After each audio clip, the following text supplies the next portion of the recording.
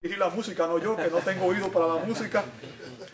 Y siempre estoy perdido. Si mi esposa me ve dirigiendo música, me dice, no, eso no, te van a dejar solo, ¿verdad?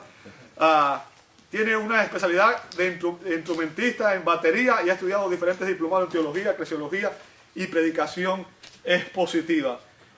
Así que el hermano va a tener la primera presentación. Su presentación va a estar en el libro de Hebreos 5, 11 al 6, 20. Y le voy a dar este lugar para que él comience en esta mañana a compartir con nosotros el mensaje de la palabra de Dios. Adelante, hermano. Gracias a usted.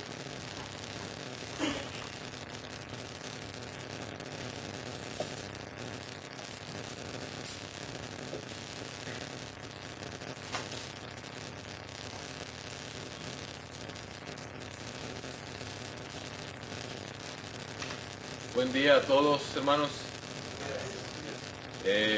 Está chiquito el auditorio, andamos un poquito dispersos, pero bueno, vamos a usar voy a tratar de estar moviéndome para todos lados. Es un gusto de verdad estar aquí con ustedes. Ya el pastor hizo suficiente presentación de mí, me resta decirles y pedirles que reciban un cordial saludo de parte de nuestra iglesia, Vida Abundante Bajío, allá en Moroleón, Uriangato, Guanajuato. Allá tienen su casa. El día que estén por allá, con toda confianza, échenos un grito, y será un placer recibirles y atenderles. Un cordial saludo de parte de nuestra iglesia también. Como ya lo dijo el pastor Gabriel, vamos a abrir nuestras Biblias en Hebreos 5, el versículo 11 hasta el capítulo 6, versículo 20.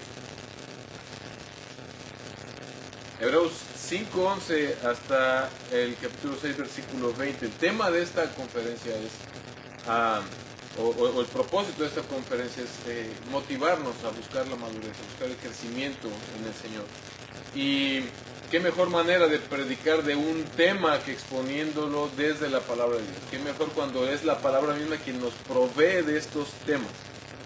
La carta de los Hebreos, escrita por un autor desconocido para nosotros. Yo tengo mis sospechas de quién la escribió, pero no las voy a revelar. Pero el autor está buscando, lo que sí nos queda muy claro es que el autor está empeñado en fortalecer la fe de estos hermanos de esta iglesia que están recibiendo esta carta. Ellos, por lo que podemos ver en la carta, son una iglesia que está siendo perseguida y perseguida de muerte, y están algunos de los hermanos siendo incluso tentados a abandonar su fe. Y la manera en que el autor está tratando de motivar esta fe en estos hermanos es a través de recordarles quién es Jesús, ¿verdad? En la carta de Hebreos vemos cómo empieza el autor a decirles y a recordarles cómo Jesús es superior a los ángeles. Y comienza a decirles cómo Jesús es superior a Moisés y a la ley. Y luego, ahora hemos llegado a una parte en la que él ha comenzado a decirles que Jesús es mayor incluso que el sacerdocio que ellos conocían. Y lo hace a través de decirles cómo él es mayor que todo el sacerdocio y todo el sistema sacrificial, al declarar que Jesús es el sumo sacerdote escogido por Dios según el orden de Melquisedec. Y llegamos ahí y de pronto el autor hace un paréntesis. Viene hablando de la carta a los Hebreos. Yo creo que es una de las cartas que voy a predicar al final de mis días, porque es una carta de un profundo contenido teológico. Y dado que el autor identifica que este contenido teológico probablemente en algunos está causando un estrago, en el que están diciendo, oye, aquí ya dejé de entender, ya no sé por dónde vamos, hace un paréntesis muy interesante. Abre este paréntesis y después en el capítulo 7, si ustedes continúan leyendo después en sus casas, van a ver cómo continúa haciendo un énfasis y aclarando cómo Jesús es este sacerdote, sumo sacerdote, conforme al orden de Melquisedec, ¿verdad? Como Jesús es no solamente conforme el sacerdote, conforme al orden de Melquisedec, sino como Él es el verdadero y mejor sacerdote. Como su sacerdocio es mejor, por lo cual Él fue escogido.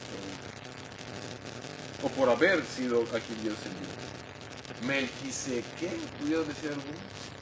Y tal vez algunos en aquella iglesia lo hicieron. Y ahí es donde hace este paréntesis interesante el autor. ¿De qué se trata este paréntesis? Es lo que vamos a tratar de explorar el día de hoy en nuestro pasaje, y los invito a que lo leamos. Vayan a sus Biblias y dice: acerca de esto tenemos mucho que decir y difícil de explicar, por cuanto os habéis hecho tardos para oír. Porque debiendo ser ya maestros, después de tanto tiempo, tenéis necesidad de que se os vuelva a enseñar cuáles son los primeros rudimentos de las palabras de Dios. Y habéis llegado a ser tales que tenéis necesidad de leche y no de alimento sólido. Y todo aquel que participa de la leche es inexperto en la palabra de justicia porque es niño.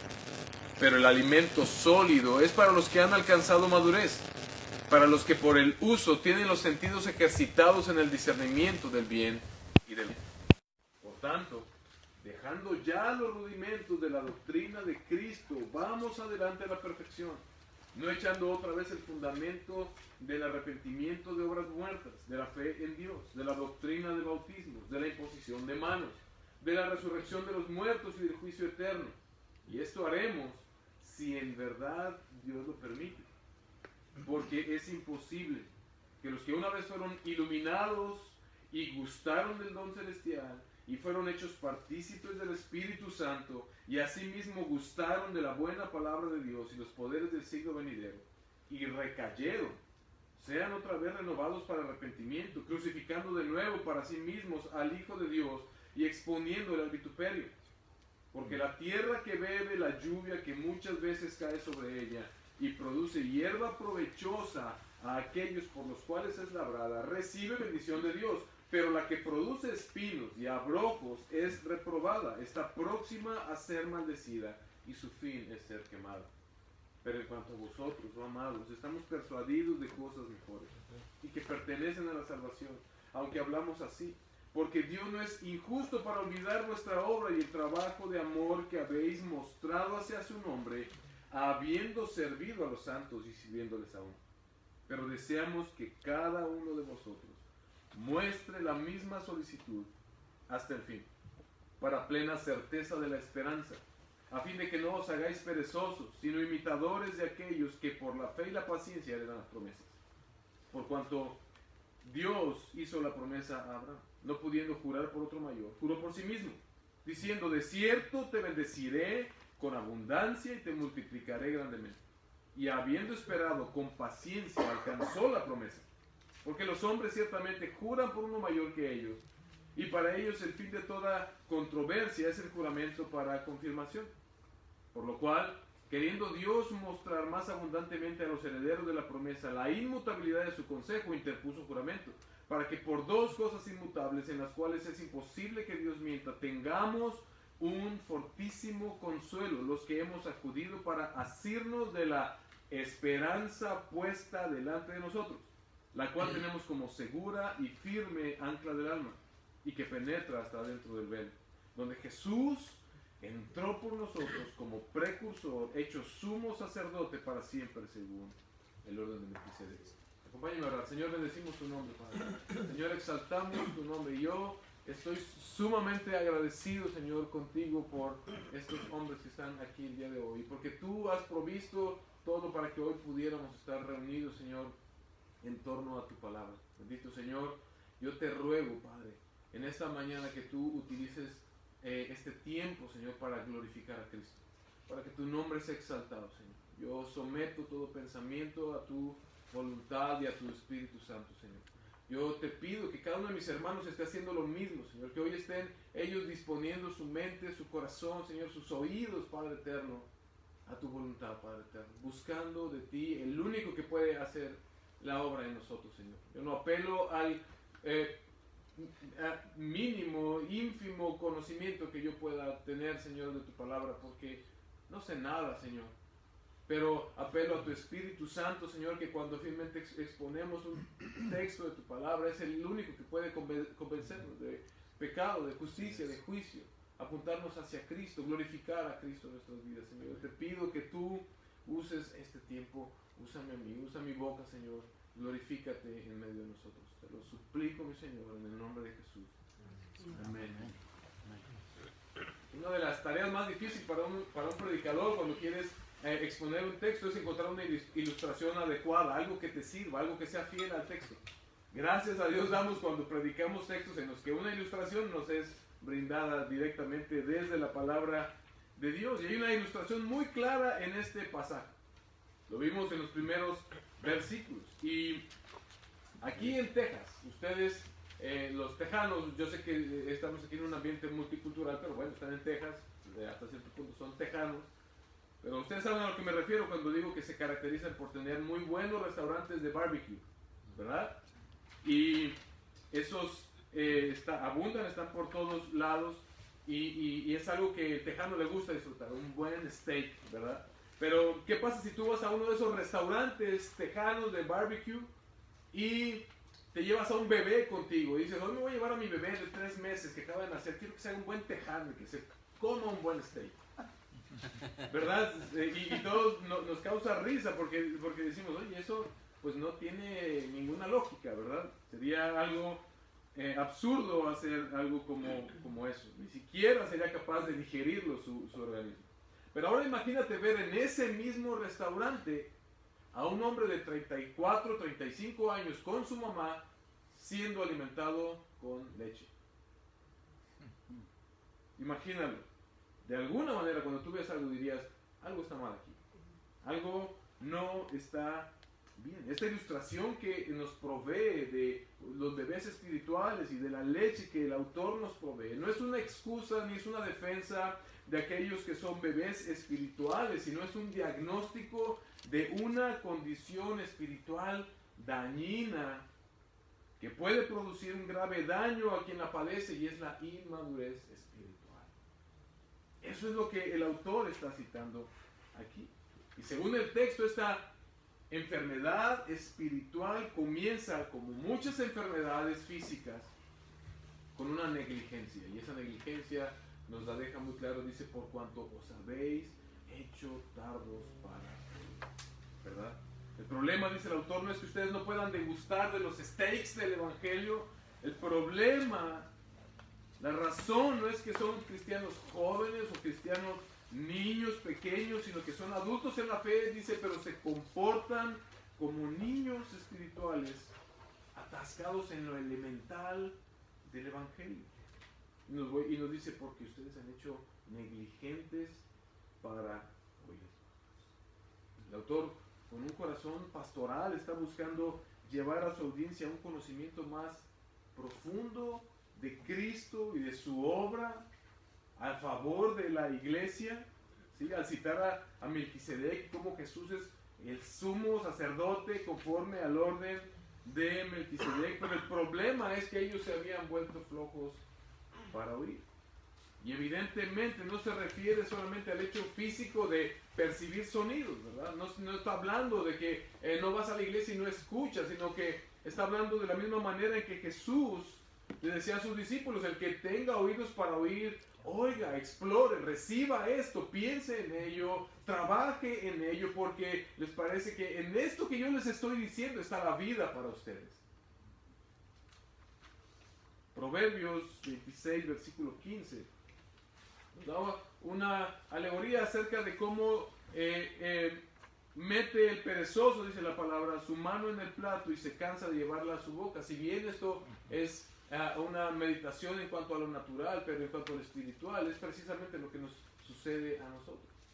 Comenzamos muchas veces con mucho ímpetu, con mucho deseo de agradar a Dios, a buscar, a explorar en su palabra, a buscar crecer, pero ¿qué sucede con el paso del tiempo? ¿Cómo nos volvemos conformistas muchas veces? ¿Cómo nosotros nos volvemos perezosos? Creo que esto es suficiente, hermano. Creo que ya sé suficiente. Creo que he avanzado los pasos necesarios hasta el momento. Y de hecho, este es el síntoma de la iglesia de nuestros días.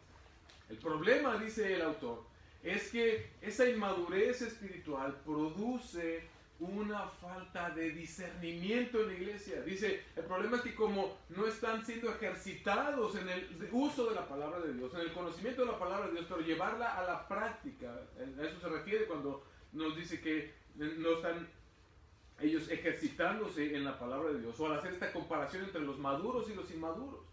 El maduro es aquel que, según el autor, lo que está haciendo es ejercitarse en la palabra de Dios. Dice, los que por el uso tienen los sentidos ejercitados en el discernimiento. ¿Por el uso de qué? De este alimento espiritual que es la palabra de Dios.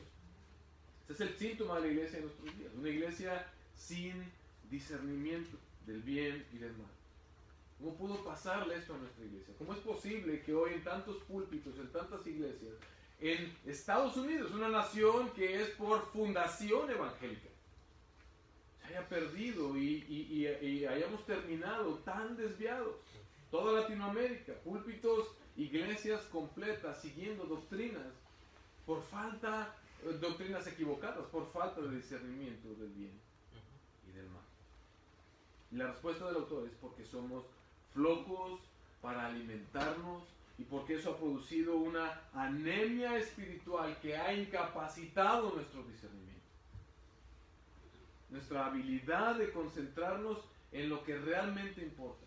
Nuestra habilidad de enfocarnos en aquello a lo que verdaderamente hemos sido llamados. Y me gusta cómo el autor aborda este problema de tres maneras en las que vamos a explorar el día de hoy. No es mi intención que esto sea una clase teológica, pero sí es mi intención que podamos ver qué es lo que el autor estaba viendo y qué es lo que el autor estaba identificando en la iglesia, que viene perfecto a la iglesia de nuestros días, y cómo él lo aborda. Él lo aborda de tres maneras. Inicialmente, lo primero que él hace es una exhortación. Él comienza su ilustración y dice, hermanos, ¿cómo es posible que no podamos avanzar en el evangelio? Ustedes ya deberían ser maestros. Y no crean que los estoy atacando a ustedes, ni que me dijo el pastor Gabriel, ¿sabes qué? Diles que ya deberían ser maestros, que no sean flojos. Lo dice el autor de Hebreos. Lo dice el autor de Hebreos. Y se lo dice a usted, pero me lo dice a mí, se lo dice a mi iglesia allá en Uriangato, y se lo dice a la iglesia universal. Es el Señor exhortándonos a través de su palabra. ¿Sí? Mis adolescentes en mi casa, yo le decía ayer a Benjamín y a Jessica cómo estoy pasando yo por un proceso en el que la infancia de mis hijos fue muy sencilla porque nosotros nos aplicamos a predicarles el evangelio, a guiarlos en la palabra de Dios, y fue una maravilla, una chulada, decimos allá en México, la crianza de mis hijos en la niñez. Y yo dije, ¿sabes qué? Voy viento en popa, esto ya cuajó, esto ya la hice, decimos allá en México. Llegan a la adolescencia mis hijos y dije, Dios mío, ¿qué pasó? No me ha ido nada mal tampoco en la crianza de ellos, pero de verdad tuve que volver a aprender absolutamente todo y darme cuenta cómo mis hijos no tienen la capacidad en su adolescencia de tomar muchas decisiones. Ellos no conocen cómo es la vida y yo tengo que estar detrás de ellos, ayudándoles a madurar en lo que es la vida y a ver la vida desde la perspectiva del evangelio, porque no son capaces muchas veces de tomar las decisiones adecuadas para su vida. Y muchas veces como creyentes estamos ahí. Hermano, es que yo he venido al Señor, soy un bebé en la fe, gloria a Dios. Hermano, he crecido un poco y ahora estoy en una etapa en la que mi vida está siendo sacudida por la palabra de Dios, gloria a Dios. Pero no nos podemos quedar ahí. Y dice el autor, de hecho nos exhorta, cuando vemos en el capítulo 6, cuando él comienza a abordar esta problemática, lo primero que hace es una exhortación. Y nos dice que no nos estacionemos en los rudimentos de la doctrina de Cristo. Por tanto, dice, dejando ya los rudimentos de la doctrina de Cristo, vayamos a la perfección. Nos exhorta. Yo recuerdo que cuando estudiaba la carrera, una vez me corrieron, yo era de los problemáticos en la escuela, y era de escuela cristiana, y yo era de los que corrían de los salones y todo el rollo, ¿no? Y una vez un directivo me llamó y me sentó en la oficina y me dijo, oye, necesitas cambiar tu manera de comportar. Yo le decía, oye, hermano, lo que pasa es que yo toda mi vida he sido así, no creo que le falte el respeto, no creo que es mi intención, pero toda mi vida he sido así, hermano, usted entiende, así me hizo el Señor. Y él me dijo, pues ya cambia. ¡Pum! Me sacudió. Y dije, es verdad. O sea, he vivido excusándome todo este tiempo. Y de la misma manera el autor nos está diciendo, no se estacionen en esos rudimentos, vayan adelante, hermanos, no se queden ahí. Por tanto, dejando ya los rudimentos de la doctrina de Cristo, vamos adelante a la perfección. Esa es la exhortación que vemos. Y nos llama a no echar otra vez, dice, mano del fundamento del arrepentimiento de obras muertas, de la fe en Dios, de la doctrina de bautismos, etc. ¿Qué es lo que está diciendo aquí el autor? ¿Acaso esto significa que de alguna manera nosotros debemos olvidarnos de los rudimentos? No, bueno, el Evangelio solamente es para aquellos que necesitan ser convertidos y después no lo necesitamos. Por el contrario, ¿algunos de ustedes de aquí trabajan en la construcción? ¿Él trabaja en la construcción? Bueno, yo conozco mucha gente en México que viene a trabajar a Estados Unidos en la construcción, pero aunque no trabajes en la construcción, al igual que yo sabes para qué sirve los cimientos o los fundamentos de una casa, ¿verdad? El autor de la carta no nos está diciendo olvídense del fundamento del Evangelio, sino nos está diciendo usen el fundamento del Evangelio para lo que sirve todo fundamento, para edificar encima de él, para construir una vida de fe, de obediencia al Señor, encima de ese fundamento el cual a ustedes les fue dado. Edifiquen sobre ello, ¿sí? Crecer sobre ese conocimiento, sobre esa experiencia que has tenido con el Señor, en un conocimiento mayor cada vez de las glorias de nuestro Señor. El verdadero creyente, hermanos, anhela conocer, anhela crecer en su conocimiento y en su comunión, que desarrolle un amor genuino por el Padre. ¿En qué medida nosotros estamos creciendo? El verdadero creyente está haciendo un constante autoanálisis de su condición espiritual y el verdadero creyente está viendo qué tanto está creciendo en su comunión con el Señor. El verdadero creyente quiere probar los steaks del Evangelio, hermano. No se quiere quedar con lo elemental, no se conforma, y no es que no sea suficiente. ¿Qué necesita una persona para ser salva? Sino simplemente el Evangelio. ¿Qué necesitó el ladrón en la cruz? El Evangelio de Jesucristo. Si usted lee el Evangelio de Marcos, ¿qué necesitó ese soldado romano a los pies de la cruz? Qué increíble que los discípulos de Jesús vivieron con Jesús, vivieron toda la experiencia de estar con Él, la enseñanza directamente de Él, lo vieron hacer milagros y no entendían, lo vieron transfigurarse y no entendían, lo vieron obrar milagros y no entendían. El hombre, ese soldado ahí en la cruz, cuando lo vio morir, cuando después de que Cristo exclama estas palabras al Padre, él dice, verdaderamente este hombre era el Hijo de Dios. Por supuesto que eso es lo esencial, por supuesto que eso es lo que, ese es el centro de nuestra vida. Eso es el centro de lo que hacemos como iglesia. Eso es el centro de lo que hacemos como personas y de nuestra existencia. Pero siempre hay mucho más por conocer de nuestro Señor. El autor de la carta dice, pero ustedes se han vuelto flojos para oír. Este es el gran dilema de los pastores el día de hoy. ¿Sí? No es que no tengamos nada más o nada nuevo o nada relevante. Fíjense, a pesar de que estamos hablando de cómo en muchos lugares hay doctrina falsa, hay púlpitos en los que se está predicando lo que no se debe predicar, pero poniéndonos sinceros, yo alcanzo a entender cómo muchos se desviaron en ese sentido, y era un deseo de darle a la gente algo que verdaderamente les interesara. El problema es que empezamos a tomar caminos equivocados y a darle a la gente lo que no necesita simplemente para mantenerlos contentos. Pero no es que no haya algo nuevo o algo revelante que decirle a la gente, sino que no hemos motivado a las personas a que dejen de ser flojos en escuchar y buscar su propio confort. ¿Sí? Dice el autor, dejemos ya lo fundamental y avancemos a la madurez espiritual. ¿Y saben por qué nos lo dice? Nos lo revela la siguiente parte del pasaje. Nos dice, porque si tú te quedas ahí en esa zona de confort, dice el autor, es una zona peligrosa para estar. Es un terreno peligroso en el que tú puedes estar. Hermanos, no existen los estancamientos en la vida de las personas, no existen los estancamientos. Escuche esto, si tú no estás creciendo, estás decreciendo. No existe tal cosa como tener, por ejemplo, un negocio y tu negocio empieza a crecer y dices, creo que con esto es suficiente, aquí me puedo quedar, aquí me puedo estancar, hago las mismas cosas todo el tiempo, no hago innovación, no meto nuevos productos, no voy a la vanguardia. ¿Qué empieza a suceder con un negocio así? Empieza a decrecer.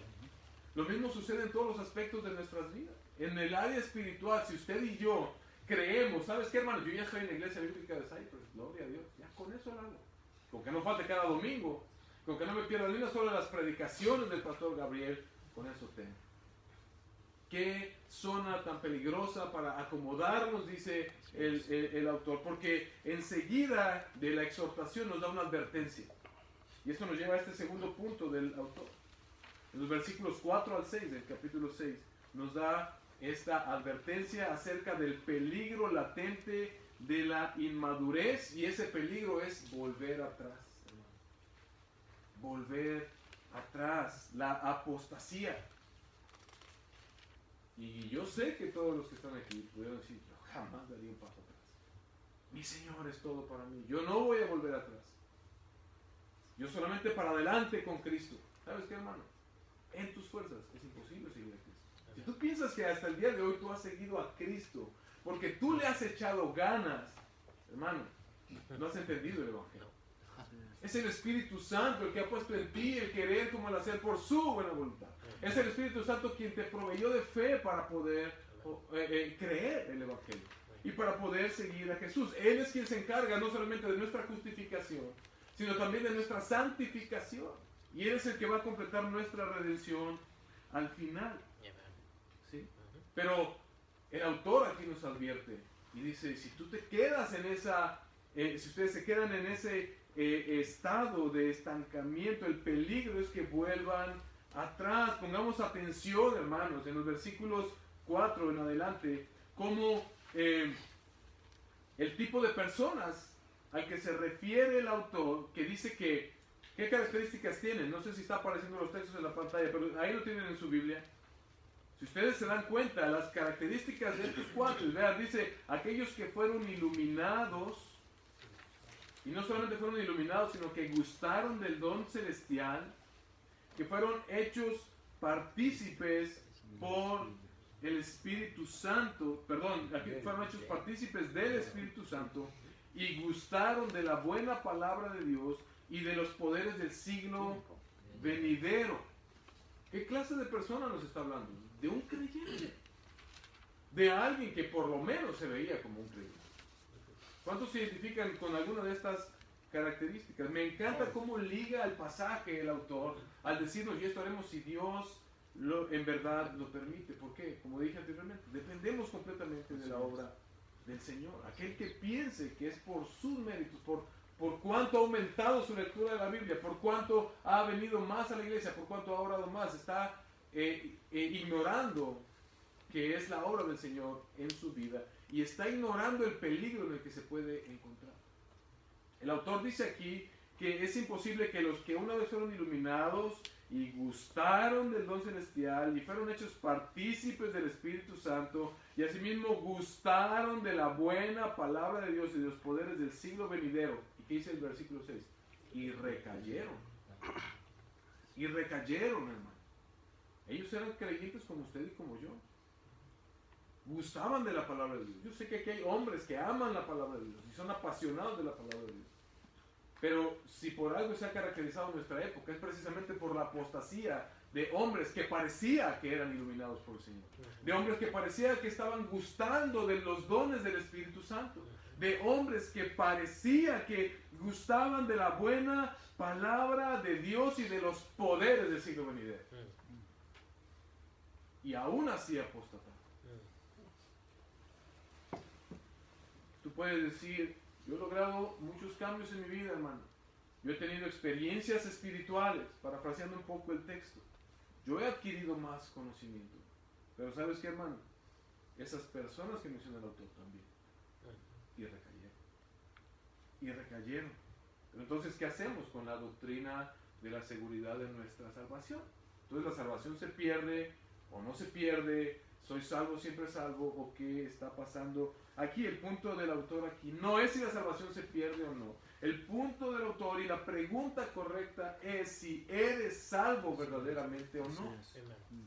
Porque una verdadera conversión y una verdadera salvación siempre se va a ver reflejada en una vida que busca conocer más a aquel que lo salvó. Amar más a aquel que lo salvó. Glorificar con su vida cada día más a aquel que lo salvó. ¿Qué mejor ejemplo tenemos de una vida así que Judas, uno de los discípulos que Jesús mismo escogió? No olvidemos que Él no se sumó voluntariamente. Él no pidió chance, Él no metió una solicitud para ser discípulo. Jesús lo llamó. Él vio, Él vivió, Él experimentó con Cristo. Pero realmente nunca lo conoció, hermano. Y el peligro es latente para usted y para mí el día de hoy. El autor de la carta lo ejemplifica y cita el Antiguo Testamento en Génesis 3:17 al ejemplificar la buena tierra y la tierra que fue maldecida o maldicha, maldecida, aludiendo al destino de aquella tierra. Él dice, hay dos resultados completamente diferentes. Él dice, hay una manera en la que tú puedes evaluar y es a través de los frutos. Él dice, me encanta cómo habla de la lluvia. Dice, esta tierra que recibe la lluvia que constantemente... ¿Cuál crees tú que es la lluvia que constantemente cae sobre esa tierra? Es la palabra de Dios. Amén. Que está nutriéndonos, que está dándonos todo aquello que necesitamos para poder crecer. Pero si nosotros estamos recibiendo esta agua, esta lluvia bendita de parte de nuestro Señor, pero no estamos produciendo frutos, wow, lo que dice aquí es esta tierra será maldita. Sí. Como fue maldecida la tierra la tierra física, a causa del pecado del hombre. Desde su corazón pastoral, Él nos está dejando muy claramente, ¿sabes qué? La pregunta es si estas experiencias que tú has tenido con el Señor, si este conocimiento que tú has adquirido del Señor realmente está transformando tu vida, si estás produciendo el fruto esperado de parte del Señor. No te confíes, nos está diciendo el autor. No minimices esos resbalones, esos periodos de estancamiento que has tenido. No los tengas a menos. Hermano, ando medio frío últimamente. Hey, dice el autor, aguas, aguas, es terreno peligroso. Es terreno que te puede llevar a una apostasía total. Y me encanta cómo escribe este autor. Y en base a lo que vamos a leer a continuación, o a lo que continúa del pasaje, ¿sí? A partir del versículo 9, de aquí es donde saco yo mi idea acerca de quién pudo haber escrito la carta a los hebreos. Repito, no lo voy a decir, no me voy a meter en controversias innecesarias. Pero este corazón pastoral me encanta, y lo voy a leer en la Nueva Traducción Viviente porque me gusta cómo usa estas palabras. Y comienza ahora, después de haberles diagnosticado la condición, después de haber dado una exhortación y una advertencia de lo que puede suceder, ahora viene con un estímulo, con una palabra de ánimo para estos hermanos. Y dice, queridos amigos, les repito, estoy leyendo la Nueva Traducción Viviente. Queridos amigos, aunque hablamos de este modo, no creemos que esto se aplique a ustedes. Estamos convencidos de que ustedes están destinados para cosas mejores, las cuales vienen con la salvación. Y a partir del versículo 10 al 12, el autor de la carta nos da una muestra y una prueba de cómo tú puedes saber si verdaderamente estás creciendo espiritualmente, si tú realmente estás creciendo en el conocimiento de tu Señor. Nos da una pequeña mirada de cómo luce un creyente que está creciendo y madurando verdaderamente en el Señor y que efectivamente pertenece a la salvación. Estos versos en los cuales el autor nos recuerda que el Señor no va a olvidar algo. ¿Y qué es eso? Dice, vuestra obra y el trabajo de ¿qué? De amor. De amor que habéis mostrado ¿hacia quién? Hacia su nombre, ¿cómo? Habiendo servido a los santos y sirviéndoles aún. Y sirviéndoles aún. Cuando tú y yo no estamos llevando esa experiencia que decimos que hemos tenido con el Señor de salvación, ese conocimiento que estamos adquiriendo de parte del Señor, lo más probable, cuando no estamos usando ese conocimiento para servir a los demás, para amar a los demás, esa es una buena forma en la que tú te puedes dar cuenta que realmente no estás madurando en tu fe. Una forma de evaluar tu madurez es ver si tu teología te está motivando y te está moviendo a amar y a servir a otros, como Cristo. Dios mismo se hizo hombre. ¿No es eso suficiente humillación? ¿No es eso suficiente servicio? ¿No es eso bajar lo suficiente para servir a alguien más? Pero la palabra nos recuerda que no solamente hizo eso, sino que ya en la condición de ser humano, se humilló aún más y sufrió la peor muerte que Él pudo haber sufrido, nuestro Señor, en esa cruz. ¿Para qué? Para servirnos. No para ser servidos, sino para servir y poner su vida en rescate por muchos. Hermanos, el verdadero creyente no se queda en la antesala de la salvación. Él quiere conocer más profundamente a su Señor y a su Salvador. No para ser reconocido como, oye, el hermano Manuel, ¿cómo sabe? No, pues sí, se ve que le ha leído la palabra de Dios. Hermano, eso no sirve de nada. Lo que el verdadero creyente quiere no es que usted, pastor, ya veo que ya crecí mucho, pastor David, ¿me puede poner una estrellita aquí, una condecoración de que ya me aprendí más versículos y ya me puede pasar al frente en la iglesia para que lea como Benjamín? Porque se ve que como él ha crecido, yo creo que lo están premiando, lo están recompensando. Ninguna de esas motivaciones es atractiva para un verdadero creyente. Lo que el verdadero creyente quiere es desarrollar a través de esa experiencia de salvación, a través de ese conocimiento. Si tú dices, yo he recibido el don del Espíritu Santo, si tú dices, yo amo la palabra de Dios, eso se va a ver reflejado en una comunión con Dios que transforme nuestras vidas todos los días a la imagen de aquel que nos salvó. Y es el autor. Y eso se ve, y eso se refleja en amor y servicio a los demás. En amor y servicio a los demás. Cité el texto tan largo, no olvidemos que hoy es algo, es una conferencia y estamos hablando de un tema específico. Y pareciera que lo que viene a continuación del versículo 13 en adelante, no fuera como tema para otra predicación, y lo es. O sea, pudiéramos predicar incluso 3 o 4 semanas solamente sobre el pasaje del versículo 13 al versículo 20.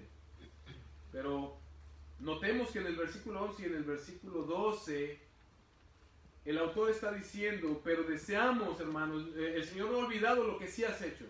Y tú, en la medida que has servido a los demás, estás mostrando tu deseo de ser más como tu Señor, de crecer, de madurar y la madurez que has adquirido ahora en el Señor. Pero deseamos, dice el versículo 11, que cada uno de vosotros muestre la misma solicitud hasta el fin. Que cada uno, no solamente algunos en la iglesia, no solamente los que son líderes en la iglesia, sino que cada uno muestre la misma solicitud hasta el fin. ¿Para qué?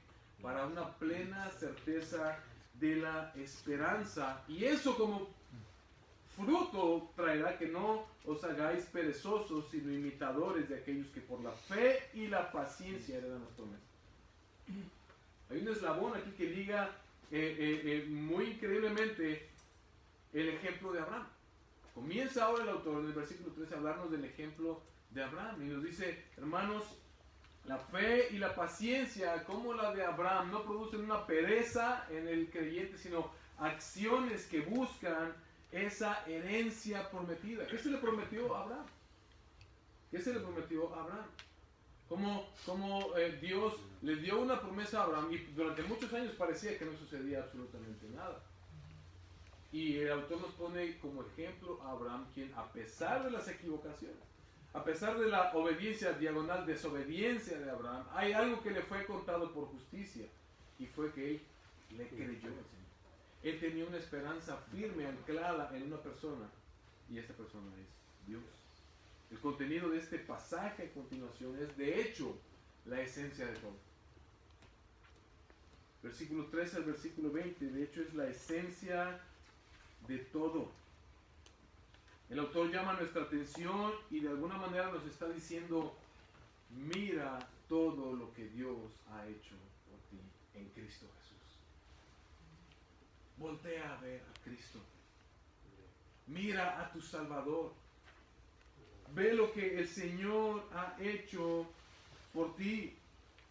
De hecho, hermanos, si tal vez tú no estás hoy buscando crecer en el conocimiento de tu Señor, buscando crecer en una relación con tu Salvador, si no estás buscando madurar en el conocimiento y en la relación con Él, es porque tal vez ni siquiera crees aún con todo tu corazón que Cristo es el cumplimiento de la promesa y del juramento de Dios para tu salvación.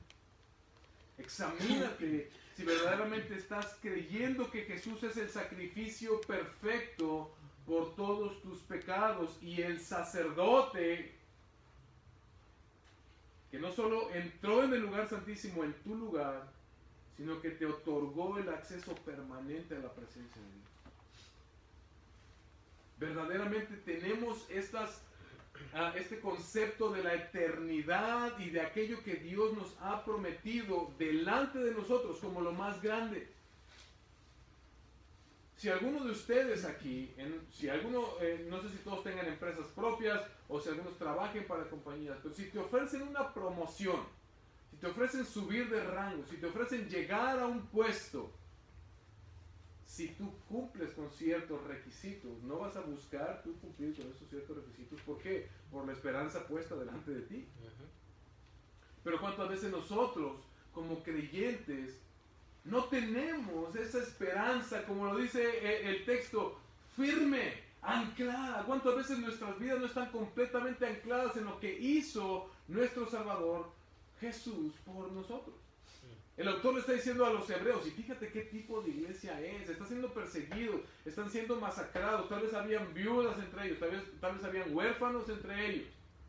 Y él no les soba el lomo diciéndoles, ay, hermano, pues qué les puedo decir, aguanten, échenle ganas. Él les trae una exhortación en la que le dice, aún en medio de esa dificultad, lo que tú tienes que hacer es buscar crecer en la madurez espiritual, buscar crecer, explorar, saber cada día más quién es Jesucristo, porque ¿sabes qué? No pienses que Melquisedec no tiene nada que ver contigo, tiene todo que ver contigo. Si el Señor te está diciendo hoy, Él es el sacerdote que ha ofrecido no solamente el mejor sacrificio, sino que se sacrificó a sí mismo para que tú pudieras entrar, para que el velo fuera roto, para que ahora tú pudieras tener una relación con Dios, el Creador, el Eterno, con Elohim. ¿Cuántas veces en nuestras vidas estamos caminando como que si no hubiera sido puesto delante de nosotros una promesa gloriosa, hermano? Alguien que tiene enfrente una promesa gloriosa, algo que alcanzar, se esfuerza y camina y quiere crecer y quiere llegar allá de la mejor manera.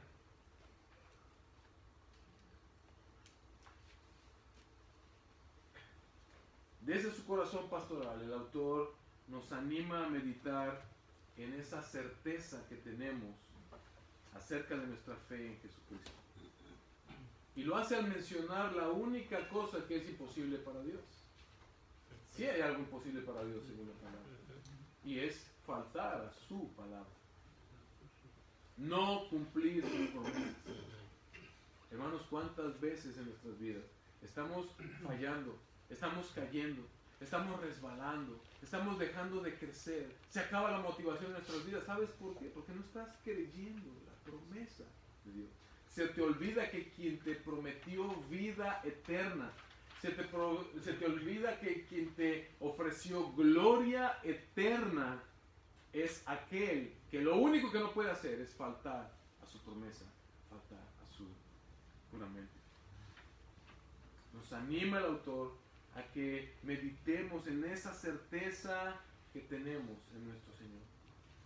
En los versículos 13 al 15 nos llama a afirmarnos al ver la fidelidad de Dios en la vida de Abraham y en la fe que Abraham tuvo, no en sus obras, sino en su fe y el resultado de ella. Nos llama en los versículos 16 al 18 a recordar que nuestra esperanza firme no está en algo de este mundo, no está en algo que nosotros podamos hacer, sino en aquel que ha hecho la promesa, que ha jurado por sí mismo cumplirla completamente y en la inmutabilidad de aquel que nos hizo esa promesa. A veces no estamos creciendo en el conocimiento de Dios, no estamos caminando hacia la madurez, porque ni siquiera valoramos como lo más supremo aquello que nos fue ofrecido, aquello que nos fue otorgado, aquello que nos fue prometido, aquello que está ya como ese galardón que decía Pablo. En los versículos 19 al 20 vemos como el pueblo de Dios, usted y yo, tenemos hoy un ancla firme y segura. Y esa ancla firme y segura es la obra perfecta de Cristo en esa cruz, quien entró por nosotros al lugar santísimo una vez y para siempre restaurar a través de Él nuestra relación con el Padre. Nuestra relación con el Padre. La motivación del creyente no es crecer solamente en conocimiento para ser reconocido en esta tierra, sino para conocer a una persona, para conocer mejor a alguien, para desarrollar un conocimiento de una persona, no de una teología, no de una doctrina, sino de una persona a la cual nos apunta esa doctrina. Cristo es el cumplimiento de la promesa de Dios de bendecirte. Y en la medida que tú entiendas esta verdad, tu motivación para buscarle, para crecer, para devorar esos steaks de ese menú tan amplio que tenemos delante de nosotros en la palabra de Dios, obviamente va a crecer. Naturalmente va a empezar a crecer. El fundamento del que nos habla Pablo, el autor de la carta. En defensa mía voy a decir que no me estoy proyectando, no estoy revelando lo que creo, pero estoy predicando también la carta a los romanos en mi iglesia y bueno, es muy común que yo diga, que yo mencione a Pablo, así que esa es la causa más probable, pero el autor de la carta nos está llamando a considerar aquel que es el cumplimiento de todas las promesas de Dios para ti.